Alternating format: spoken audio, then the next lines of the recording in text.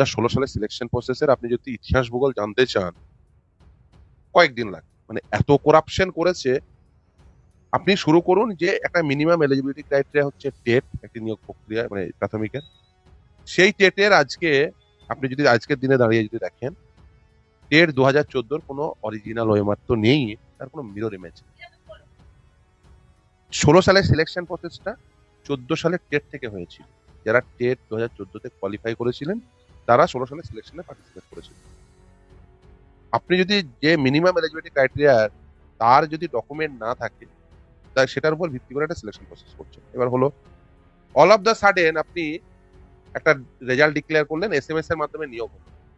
আজকে 2016 সালে নিয়োগ হয়েছে, 2017 সালে প্যানেল পাবলিশ হয়েছে, 2018 সালে প্যানেলের ভ্যালিডিটি শেষ হয়েছে according to West Bengal board of primary education.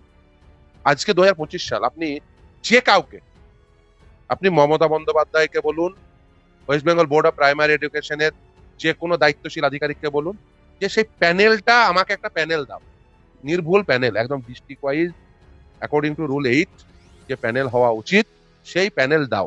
কে দিতে পারবে বলুন? মমতা বন্দ্যোপাধ্যায় দিতে পারবে, সেই সময়ে যিনি বোর্ডের প্রেসিডেন্ট ছিলেন মানিক ভট্টাচার্য দিতে পারবেন। কোথায় গেলে সেই প্যানেল পাওয়া যাবে? আপনি প্যানেল খুঁজে পাবেন না, কেউ প্যানেল খুঁজে পাবেন না।